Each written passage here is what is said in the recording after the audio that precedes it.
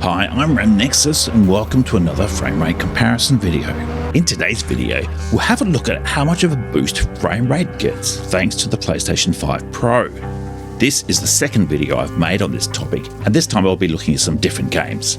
The PS5 Pro can help developers generate many types of improvements to their games, but in this video I'm just going to focus on one of those improvements, frame rate.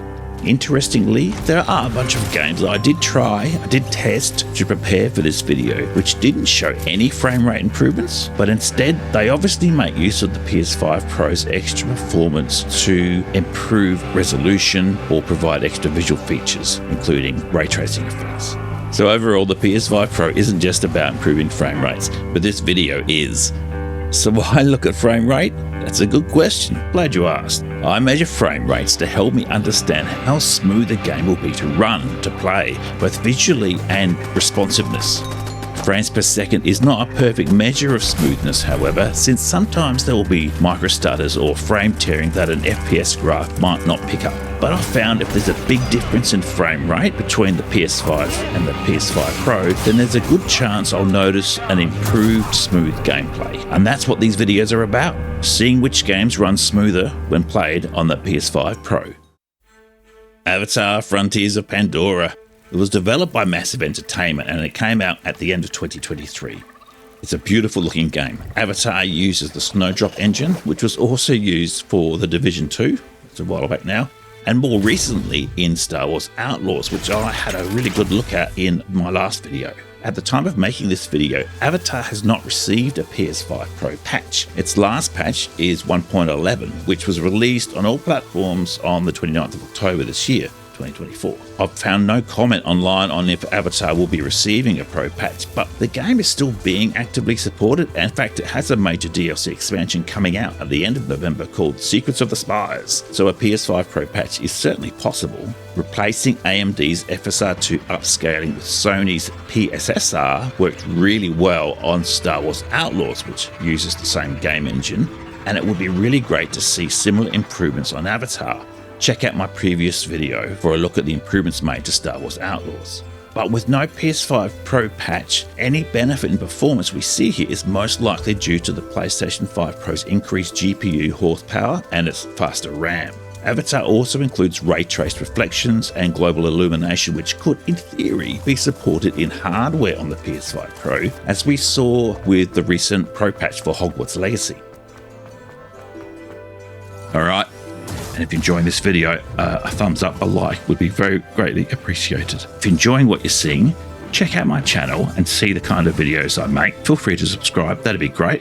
Alright, onto the results. Almost each game I've looked at seems to use a different bloody term for their graphics modes. For Avatar, on both PS5 consoles we have Quality Mode, which targets 30 FPS, Performance Mode, which aims for 60 FPS, and in the middle they've called it Quality 40 FPS Mode, which most people just say is Balanced Mode. On its release, Digital Foundry reported the game ran up to 1260p in Performance Mode and up to 1800p in Quality Mode, with FSR2 upscaling taking it the rest of the way to 4K. There have been a few patches since then, which added the 40 FPS mode that I mentioned, and may have also made optimizations to the game code that improves its native rendering resolution. I actually recommend Digital Foundry's Avatar console review video, it's really good. Tom Morgan provided a very interesting and detailed analysis of the game's graphics and performance when it was first released. I'll put a link in the notes. On the standard PlayStation 5, the Quality and Quality 40 FPS modes stuck hard to their target frame rates, but there were dips in FPS on the Performance mode. In this chart of frame rates on a run around home tree, the 60 FPS Performance mode did show dips from the target frame rate, but it was only down to about 55, 56. On the PlayStation 5 Pro, we still have solid Quality and Quality 40 FPS modes. Performance mode still did show dips, however. Since Avatar uses dynamic resolution scaling, frame rates may have stayed the same, but it is possible the game engine is making use of the more powerful PS5 to increase native resolution. However, this is a bit hard to test. It takes a lot of time and requires a bit of an expert eye, so I won't be doing any pixel counting for this video. Just as a side note, Avatar is one of those games that only has a single save point for each character you make. You can't make save games to go back to, which makes repeat testing in the same world state a bit harder. This is why the time of day is not the same for each run, as you can see on screen. Will this make a difference to FPS scores, running day versus running night? I'd say not a big one.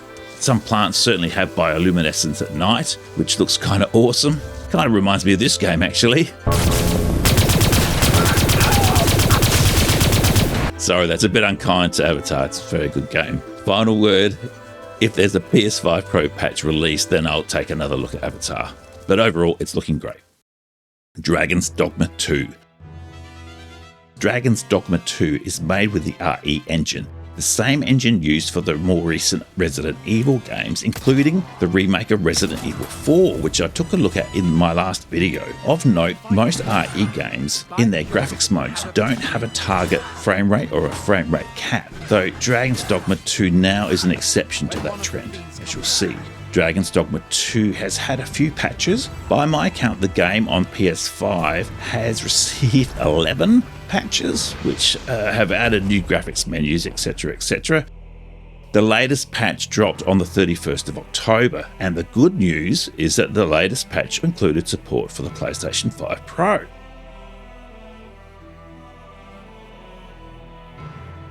So on the standard PlayStation 5, we now have a prioritized quality and a prioritized performance mode, with FSR2 being used to upscale the rendered image to 4K in most cases. On the PS5 Pro, FSR2 upscaling has been replaced by Sony's PSSR upscaling solution. Now this has advantages as the Pro has a specific hardware in it to provide the PSSR upscaling.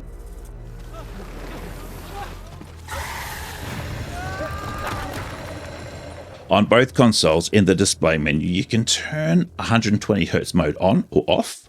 On the PS5 Pro, in the graphics menu, there are 3 preset graphics options: prioritize quality, balanced, and prioritize performance mode. However, each of the components of these presets can be adjusted independently. So ray tracing can be turned on or off. Frame rate can be set to a 30 FPS cap or to variable, which we could also call unlocked. And motion blur can be toggled on or off. Finally, there are 3 PSSR upscaling settings, which perhaps confusingly have the same names as the graphics preset: prioritize quality, balanced, and prioritize performance modes. To keep things simple, I just tested the 3 graphics presets in their default states with the 120Hz option enabled. Dragon's Dogma 2 is another one of those games where you can only have a single save. This one's even worse for me, as you can literally only have one character at a time, so you can't go back in time and you can't have a second character running in parallel. It's very frustrating for testing, but that's just my rant, not your problem. On to the results. I'll start with static results. This scene is the first time you are able to control your character. On the PS5 in quality mode, it sits at 36 frames a second and 55 in performance mode. On the PlayStation 5 Pro, we have 3 graphics modes. Quality mode sits at 50, balanced mode sits at 60, and performance mode goes up to 75 frames a second. Now onto some dynamic play. On the PlayStation 5, when running around the city, Dragon's Dogma 2 ran at 40 to 42 frames a second in quality mode and moved up to 63 to 65 in performance mode. That's on the standard PlayStation 5. On the PlayStation 5 Pro in quality mode, FPS range from 49 to 53, so just within the VRR range for the 10% of you who have VRR enabled. In balance mode, FPS went from 51 to 64, and in performance mode, FPS started at 65 and went up to 76. Dare I say it? We trounced our foe, well and true. Summary. Okay, overall performance is improved on the PlayStation 5 Pro, especially with the benefit of Pro-specific patch. Even in quality mode, we see frame rates typically above 48 frames a second, which is where the console's VRR function kicks in to improve smooth gameplay. It all looks really good. You all flee while you can. God, son it. Fine! Pray, come this way. Fine. This is all beyond my ken. Mayhap you could make for Melvin. Mayhap you'll recall aught of import there. Pray, ask aught you wish to know. Have a gander at my wares. Mayhap I can help, sir. Hope to see you again ere long. Fancy a gander? I'll craft aught I can using what's in my pack.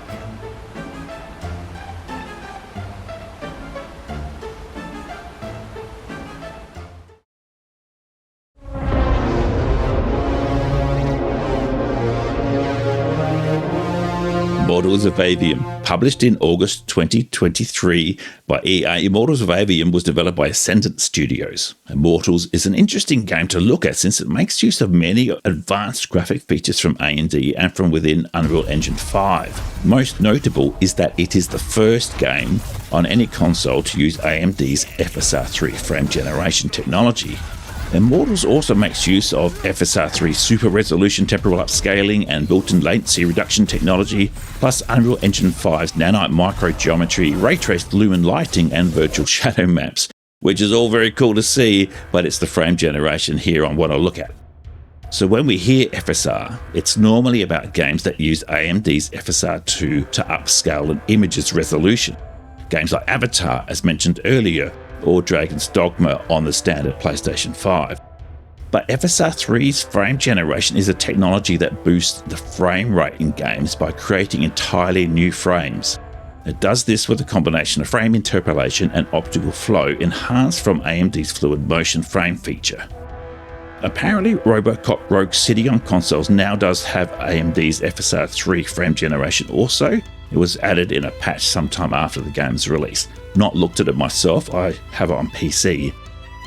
There was also talk by AMD of Forspoken on consoles having FSR3 frame generation patched in, but that has not happened, and since the last console patch for this game was over a year ago, I am skeptical we'll ever see that. Immortals of Aveum's latest and likely final patch came this year. It has not received a PlayStation 5 Pro patch, but my testing indicated it certainly benefits from the increased performance provided by the PlayStation 5 Pro anyway. Rerunning this in-engine cutscene near the start of the game, we can see that on the standard PlayStation 5, with frame generation off, we're averaging 44 frames a second, but with a lot of variation from 29 to 58. With frame generation turned on, frame rates kicked up to 76 on average, with a range of 53 to 94. It's a big range, but it's also a big jump in average. I know these things. Onto the PlayStation 5 Pro. On the Pro, with frame gen turned off, FPS averages 58, with a range of 39 to 76. But with frame gen turned on, the average is up to 95, ranging from 70 all the way up to 119. For the standard PlayStation 5 with frame gen on, the game never dipped below the 48 frames per second VRR window.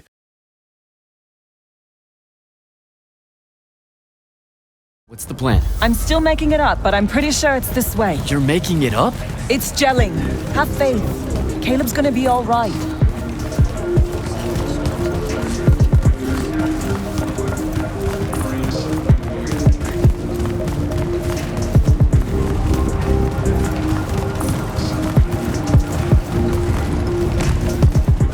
In summary for Immortals, overall I'm really surprised at the level of improvement in frame rate that frame generation feature provides, regularly improving frames by 67% over the non-frame rate version. I can't report on if frame gen has any negative impact to the game in terms of noticeable visual artifacts or lag and responsiveness. I just haven't had time to play much of it. I've been too busy making awesome YouTube videos for you to watch.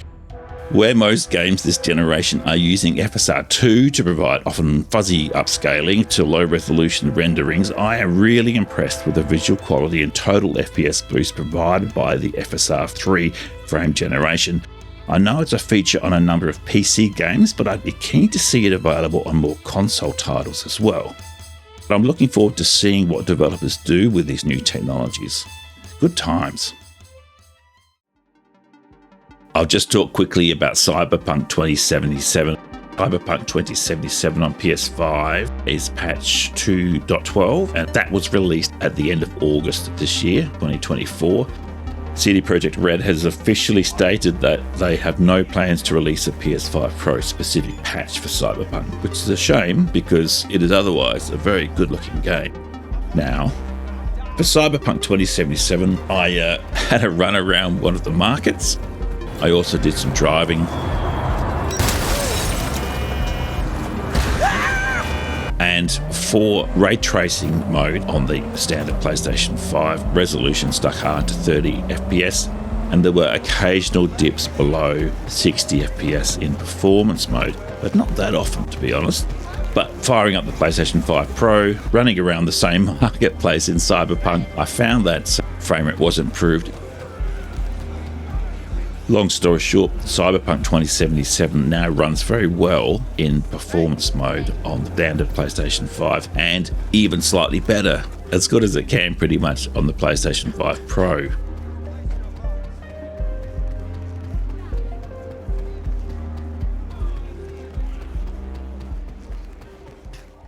Still on the topic of CD Projekt Red, I took Roach for a spin through the streets of Novigrad just to see how well the game's performing with the final patch. And there were still dips in the middle of Novigrad on the PlayStation 5. There were no dips in the bog, but with the PlayStation 5 Pro, riding through Novigrad on my horse, occasionally very accidentally bumping people out of the way, there were no frame rate drops at all. PlayStation 5 Pro smoothed out the last remaining dips in FPS to be found in The Witcher 3 riding through Novigrad, which is good to see.